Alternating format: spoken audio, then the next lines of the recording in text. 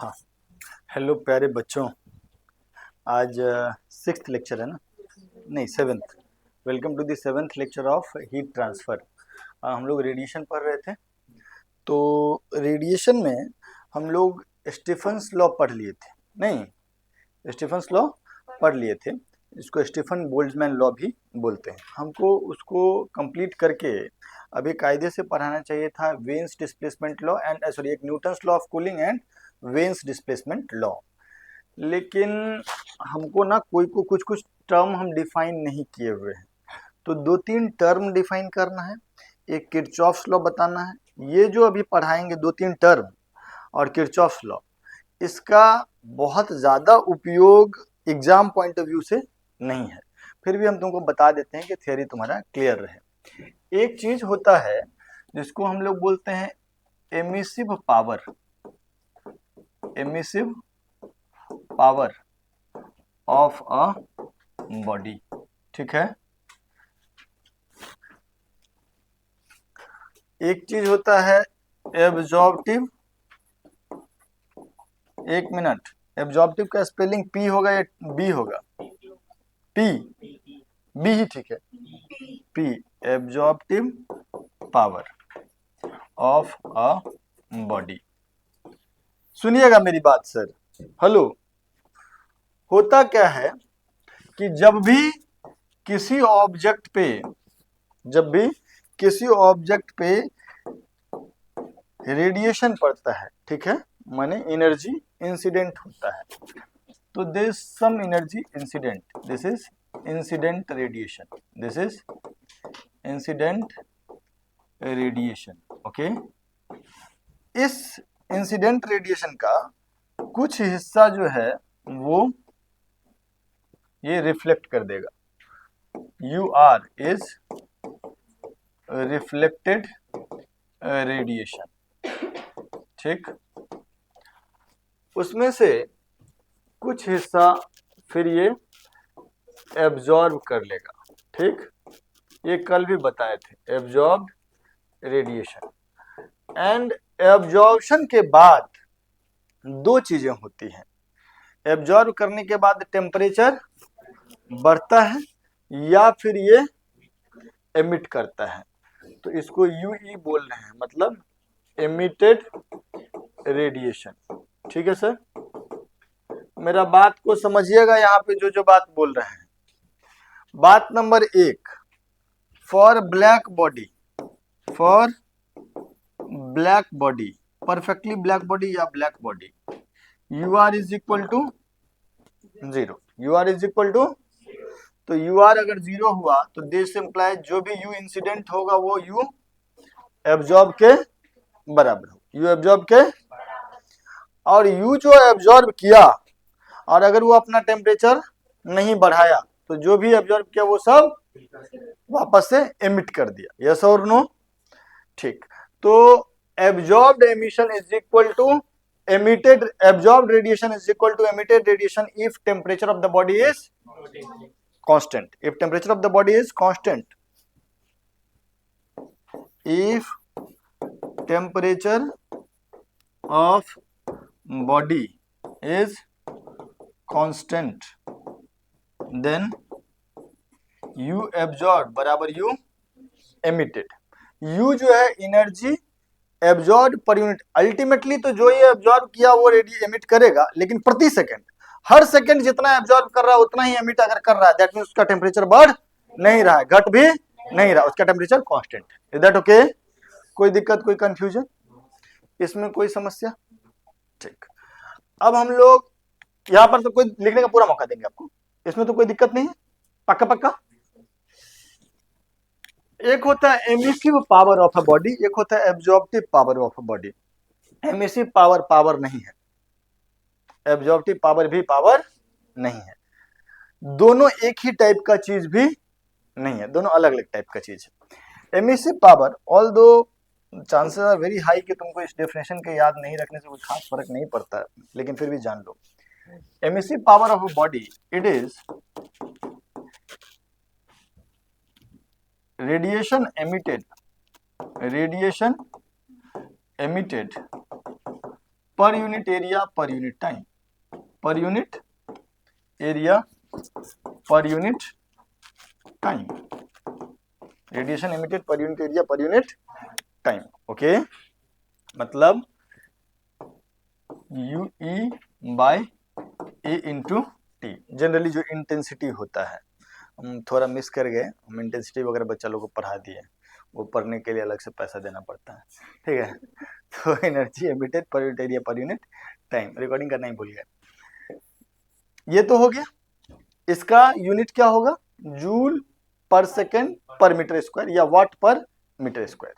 ये है absorptive power, ये है absorptive power of a body. It is energy absorbed divided by energy incident. Obviously पर unit time तुम जोड़ सकते हो यहाँ पे भी, पर यूनिट टाइम, यहाँ पर भी पर यूनिट टाइम। कोई खास फर्क पड़ेगा क्या, रेशियो है on a body, on a body. तो अगर हम इसको हम लोग अगर ए से दिखाएं तो ये क्या, ये पावर है, this is ratio, this is simple number, हाँ 2 minute, this is simple number, this is ratio, yes और नो।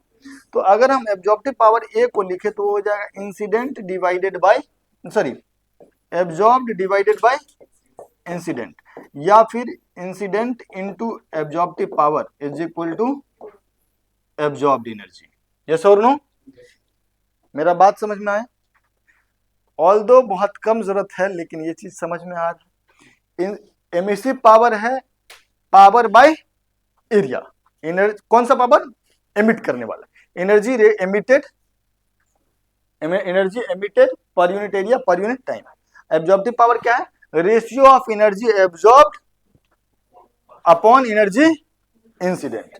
अगर यहां पर देखोगे तो जो भी इंसिडेंट एनर्जी पड़ा 100 जूल पड़ा, और अगर मान लीजिए कि 2 जूल ये रिफ्लेक्ट कर दिया तो 98 जूल एब्जॉर्ब कर लिया, तो 98 upon 100 is your absorptive power, ठीक है। एब्जॉर्प्टिव पावर 1 किसका होगा, ब्लैक बॉडी का, ब्लैक बॉडी का for black body absorb radiation is equal to incident radiation. तो यहाँ पे एब्जॉर्प्टिव पावर कितना हो जाएगा, इसका 1 हो जाएगा। कोई दिक्कत कोई परेशानी, पक्का पक्का, ठीक है।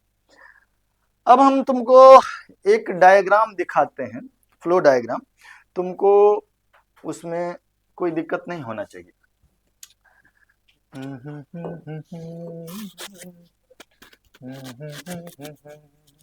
सुनिएगा मेरी बात, हम यहां से ये वाटर का फ्लो से समझा रहे हैं, यहां से कुछ वाटर भेज रहे हैं, कुछ इधर चला गया, बाकी इधर गया। यहाँ एक टंकी लगा दी है, 2 मुहा टंकी, जिसमें पानी जा भी रहा और नीचे से गिर भी रहा। पानी यहाँ पर कुछ लेवल भी मेंटेन कर सकता है, और फिर यहाँ से बाहर निकला, फिर फाइनली जो है ये दोनों मिलकर के बाहर चला गया, ठीक है सर। इधर से जो पानी आ रहा है इसको हम लोग बोल रहे हैं इंसिडेंट रेडिएशन, ठीक है सर। और ये है मेरा बॉडी, ये है क्या, बॉडी। ये रिफ्लेक्टेड रेडिएशन तो बॉडी से टकरा करके बाहर आ गया, तो बॉडी के अंदर इंटरेक्शन ही उसका नहीं हुआ, अंदर घुसा ही नहीं।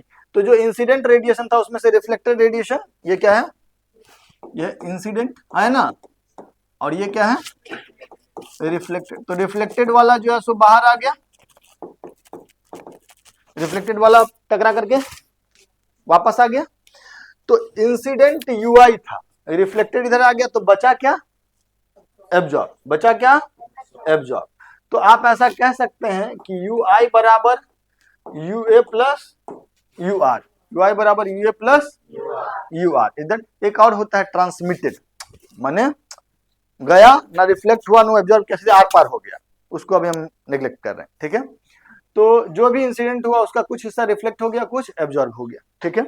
अब जरा देखो ये एब्जॉर्प्टिव पावर क्या बताता है, energy absorb by energy incident. तो अगर हम यहाँ से यूए का वैल्यू निकालेंगे तो ए इंटू यू आई होगा, तो यहाँ पर चला जाएगा ए इंटू यू आई।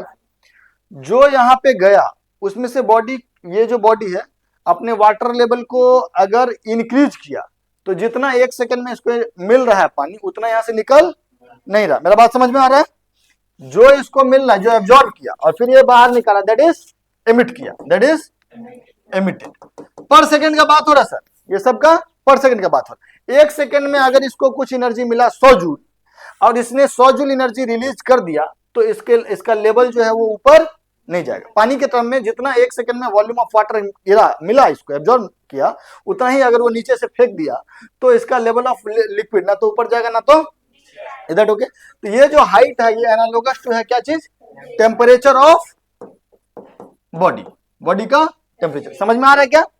तो जितना वो एब्जॉर्ब कर रहा है उतना ही अगर वो एमिट करने लगे प्रति सेकंड तो ये लेवल मेंटेन रहेगा, माने टेम्परेचर चेंज। सही बात बोल रहे हैं।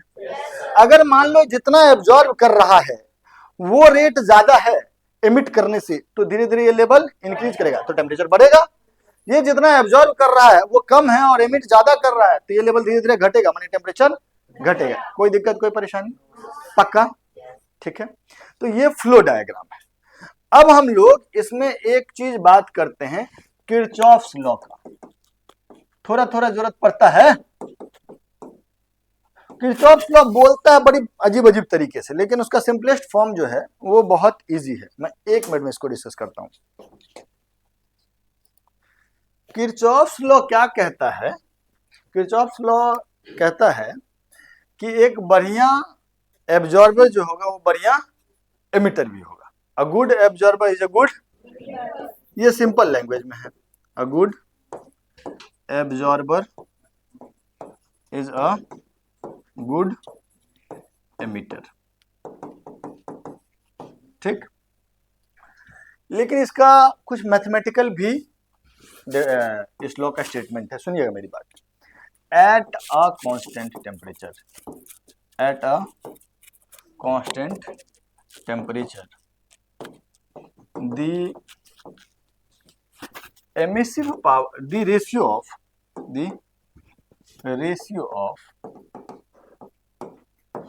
emissive power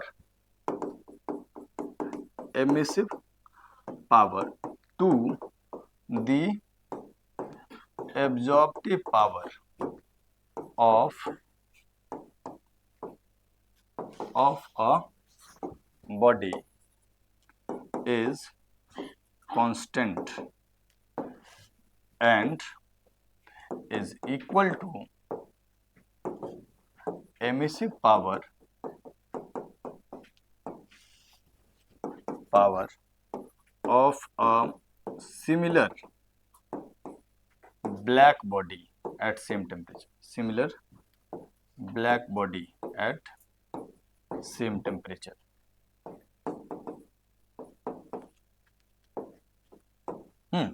फर्जी सा स्टेटमेंट लग रहा होगा कि एक रेशियो, किस चीज का ratio, emissive power to absorptive power. Emissive power है क्या? एमिसिव पावर क्या है? Energy per unit area per unit time, energy emitted per unit area per unit time. Emissive power और एब्जॉर्प्टिव पावर का जो रेशियो होता है किसी भी बॉडी का किसी फिक्स्ड टेम्परेचर पे, वो हमेशा कांस्टेंट होता है और किसके बराबर होता है? Emissive power of a black body of same dimension at same temperature. मेरा बात को समझना, यहां पर देखना जरा, हम क्या बोल रहे हैं? एमिसिव पावर और एब्जॉर्प्टिव पावर का ratio, emissive power and absorptive power का ratio. What is emissive power? What is emissive power? What is emissive power? Emissive power कितना हो गया? Emissive power is UE by A into T. कोई दिक्कत कोई परेशानी? What is absorptive power? इसको हम लोग थोड़ा देर के लिए कैपिटल से दिखा देते हैं, ठीक है। एब्जॉर्प्टिव पावर जो है उसको हम लोग A से दिखा देते हैं।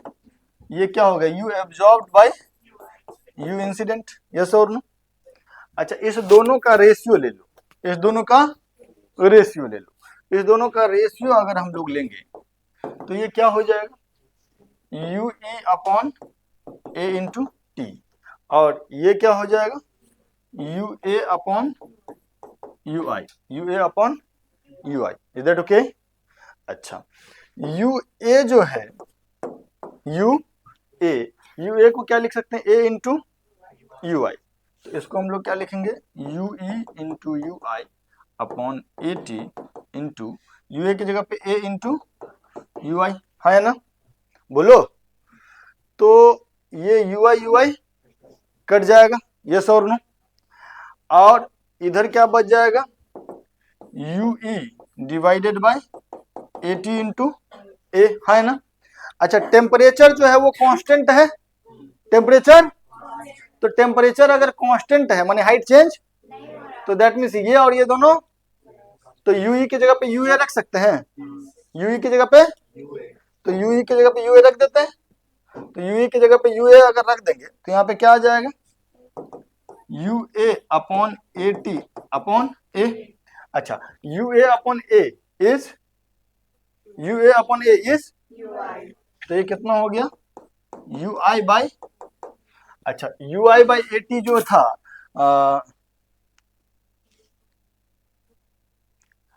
U I by A T हो गया, ये ई बाई ए का रेशियो। अच्छा, ब्लैक बॉडी में यू आई किसके बराबर हो जाएगा, for a black body U R खत्म हो गया, for black body, for black body, black body के लिए जो यू आई होगा वही यू ए होगा और वही यू ई होगा इफ टेम्परेचर इज, अगर टेम्परेचर कांस्टेंट हुआ, देखो ब्लैक बॉडी में रिफ्लेक्ट कुछ करता ही नहीं, जो होता है सब इंसिडेंट होता है, इंसिडेंट वाला सारा एब्जॉर्ब हो जाता है। तो यहाँ पर जो हम यू आई लिखे हैं उसके जगह पे यू ए लिख देंगे तो कोई दिक्कत, बोलो। तो एनर्जी एब्जॉर्ब पर यूनिट टाइम, और अगर टेम्परेचर कांस्टेंट हुआ तो इसी को हम लोग यू ए को यू ई लिख सकते हैं, तो यही चीज जो होगा वो क्या हो जाएगा, यू ई अपॉन ए इंटू टी, यस और नो। तो एमिटेड रेडिएशन पर unit area per unit time हो गया, किसके लिए, अगर ये ब्लैक बॉडी होता तो, है ना, इन जनरल तो इस बॉडी के लिए ही हो गया, यहां तक अगर हम देखें तो यहां तक तो जनरल किसी भी बॉडी के लिए हो गया रेशियो, है ना, लेकिन फॉर ब्लैक बॉडी यही वाला चीज क्या हो जाएगा, U I by A T या U E by A T, तो ये रेशियो किसके बराबर हो जाएगा, emissive power of black body, है ना। मैंने हम यहाँ पे थोड़ा सा चीज इतना लिखने के बाद आपको ये कह सकते हैं, समझिएगा मेरी बात,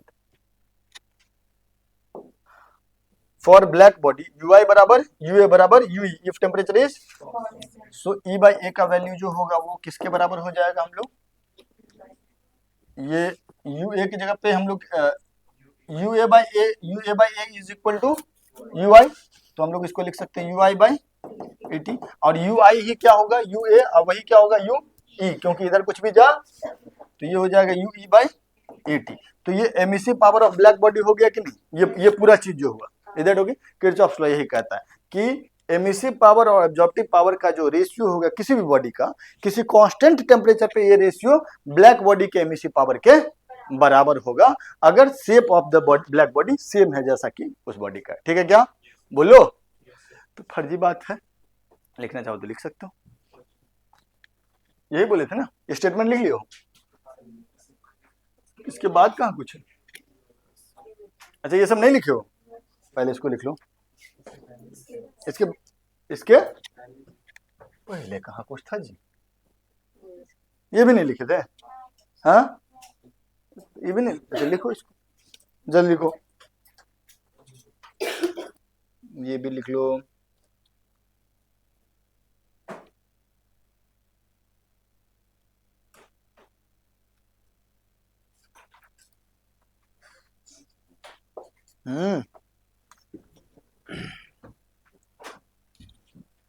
सुनो ना, एक दो चीज और पढ़ना है हम लोगों को, that is Newton's law of cooling, थोड़ा सा पढ़ लेते हैं, ठीक। न्यूटन हर जगह है नहीं, Newton's law of cooling.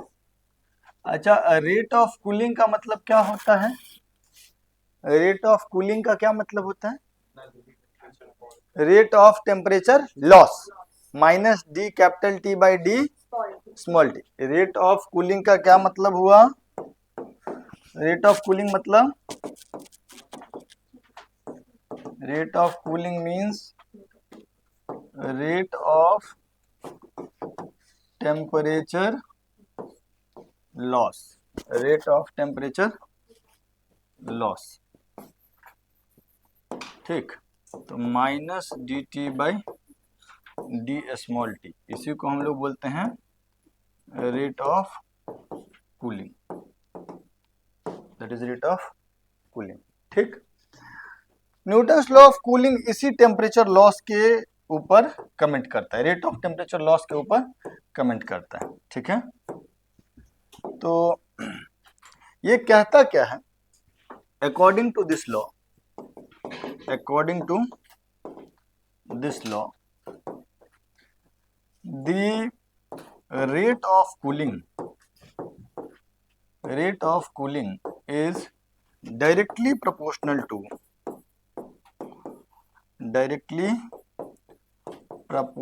to excess temperature of the body, excess temperature of the body above environment,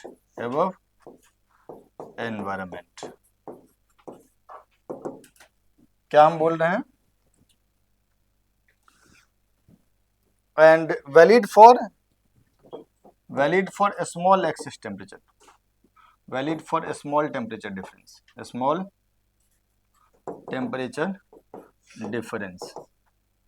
सुनिएगा मेरी बात, ये स्टेटमेंट लिखने का पूरा मौका देंगे आपको। स्टेटमेंट क्या कह रहा है सुनना, क्या ये रहा है कि कोई भी बॉडी जिसका टेम्परेचर T है और सराउंडिंग का टेम्परेचर Ts, तो इसका टेम्परेचर घट रहा होगा, इसका टेम्परेचर कब, अगर ऑब्जेक्ट का टेम्परेचर सराउंडिंग से ज्यादा होगा तभी इसका टेम्परेचर घट रहा है।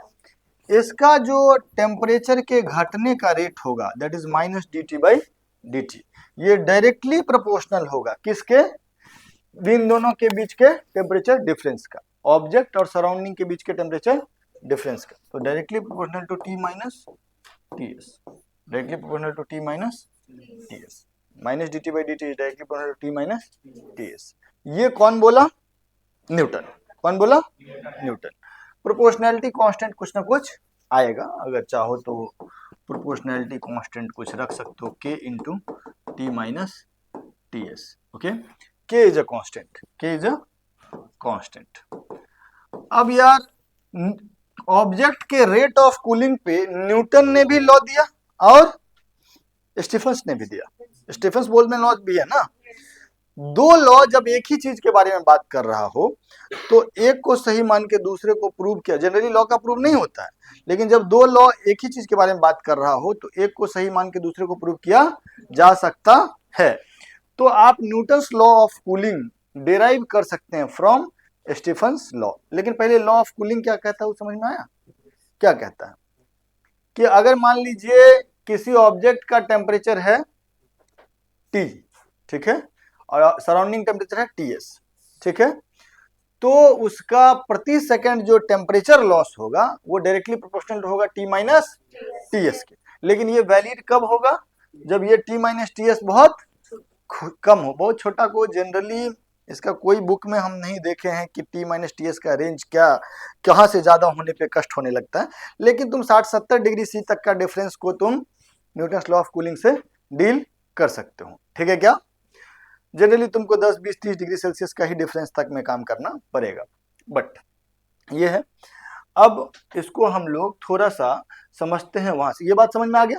मान ये चीज तुम जनरल लाइफ में भी देखे होगे कि मान लो कोई ऑब्जेक्ट बहुत गर्म है तो शुरुआत में उसका टेम्परेचर बड़ी तेजी से गिरता है और फिर एक लेवल के बाद उसका एनवायरनमेंट के बराबर टेम्परेचर जाने में बहुत समय लगता है। नहीं, प्रेशर कुकर मान लो गैस से उतारे हो तो शुरुआत में उसका वो ठंडा बहुत तेजी से होता है, लेकिन कंप्लीटली एनवायरनमेंट के जितना टेम्परेचर होने में उसको बहुत ज्यादा समय लगता है। तो शुरुआत में ऑब्जेक्ट का टेम्परेचर और सराउंडिंग के टेम्परेचर का डिफरेंस ज्यादा है तो रेट ऑफ कूलिंग ज्यादा होगा। बाद में ऑब्जेक्ट का टेम्परेचर और सराउंडिंग के टेम्परेचर के बीच का डिफरेंस कम है तो रेट ऑफ कूलिंग कम होगा, तो धीरे धीरे उसका टेम्परेचर नीचे जाएगा, बाद में शुरुआत में ज्यादा तेजी से जाएगा। दैट ओके, ये टेम्परेचर का डिफरेंस जितना ज्यादा कूलिंग उतना तेजी से होगा, कूलिंग उतना तेजी से होगा। इज दैट ओके, मेरा बात समझ में आ रहा है, ठीक है। अब हम लोग कह रहे हैं कि Newton's law of cooling Newton's law of cooling from Stefan's law, from Stefan Boltzmann law जो है उसके हेल्प से न्यूटन्स लॉ ऑफ कूलिंग को डेराइव करने का कोशिश करते हैं। ठीक है क्या, क्योंकि दोनों लॉ सेम चीज के बारे में बात कर रहे हैं, इसीलिए स्टीफन से न्यूटन्स लॉ डेराइव किया जा सकता है। जल्दी बताओ स्टीफन्स लॉ क्या बताता है? D Q by D t net, net क्या बताता है? E sigma A T to the power 4 minus T s to the power 4। ये टी जो है ऑब्जेक्ट का टेम्परेचर है, सही कि गलत? अच्छा, अब हमको एक बात बता दो कि टी जो है वो टीएस से थोड़ा ज्यादा होगा, ऑब्जेक्ट का टेम्परेचर टीएस से थोड़ा, तो टी बराबर टीएस प्लस डेल्टा टी, है ना? हाँ, डेल्टा टी जो है वो बहुत ज्यादा नहीं होना चाहिए, डेल्टा टी का वैल्यू जो हो गया वो क्या हो गया? T minus T s. ये डिफरेंस बहुत ज्यादा नहीं होना चाहिए for Newton's law of cooling to be true, otherwise Stefan's law तो हमेशा ही सही है। ठीक है क्या? अच्छा, ये तो स्टीफन्स लॉ है। अब जरा हमको बताओ कि यहां से rate of cooling minus D T by D t, ये क्या हो जाएगा? याद है ये m s d T by D t with minus sign, minus m s d T by D t, ये इसके बराबर हो गया। ये जो होता था यही होता था ना, minus m s d T by D t, नहीं डी क्यू जो हो जाएगा minus m s d T, change in temperature. Minus sign का है, बाद वाला टेम्परेचर कम, शुरू वाला टेम्परेचर ज्यादा, इसीलिए ये डी टी नेगेटिव और माइनस साइन लग के ओवरऑल पॉजिटिव हो गया। तो minus D T by D t जो होगा वो किसके बराबर हो जाएगा? E sigma A by M s T की पावर 4 माइनस टी एस की पावर 4। ये तो हम कल भी बता दिए थे आपको। न्यूटन्स लॉ ऑफ कूलिंग जो कहता है इसी चीज के बारे में कहता है क्या, कि इसके प्रोपोर्शनल है, बल्कि किसके प्रोपोर्शनल है? टी माइनस टी एस के। थोड़ा सा देखते हैं। अच्छा, एक बार बताओ, ये टी की जगह पे T s plus delta T लिख सकते हैं हम लोग टी की जगह पे, तो ये कितना हो जाएगा? E sigma A by M S into T की जगह पे T s plus delta T whole की पावर 4 माइनस टी एस की पावर 4। ओके,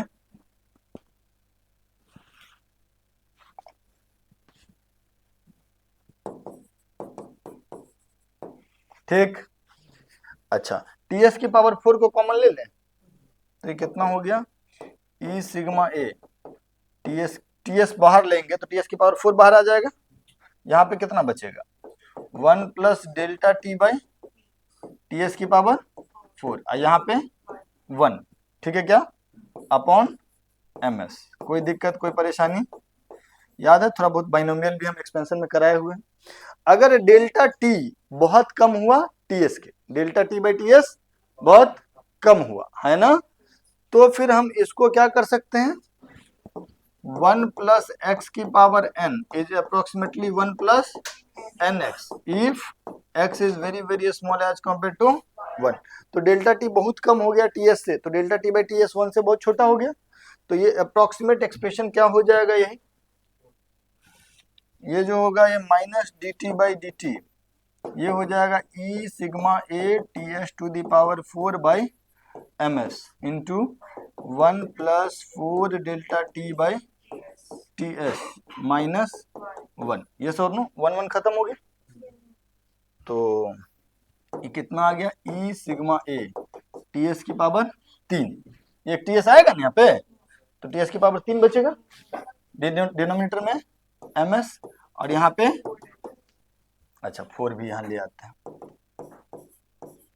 ठीक है सर, बोलिए। आई डेल्टा टी का वैल्यू कितना हो जाएगा? टी माइनस, तो minus D T by D T is equal to 4 E sigma A T S की power 3 by M S into delta T. Delta T is how much? T minus T S. Is that okay? बोलो, कोई दिक्कत, कोई परेशानी? ठीक। अब देखो T minus T S के डायरेक्टली प्रोपोर्शनल हो गया, ये वाला चीज को हम लोग कुछ के बोल दें, पूरा चीज जो था, तो ये minus D T by D t जो हो गया k T minus T s, minus D T by D T is proportional to T minus T s. T minus T s क्या है? Difference of temperature between object and surrounding. Prove हो गया। इस पे question भी बनता है, लेकिन आज नहीं बनता है, नेक्स्ट क्लास में बनता है। आप अभी क्या करेंगे, पहले तो ये स्टेटमेंट लिखेंगे, फिर बाकी का 2 पेज लिखेंगे। जल्दी लिखिए, फिर क्लास खत्म करते हैं। ये भी लिख लो, ये भी पेज लिख लीजिए।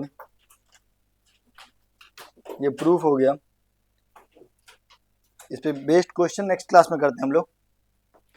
ठीक है, तो मिलते हैं नेक्स्ट क्लास में। Bye bye.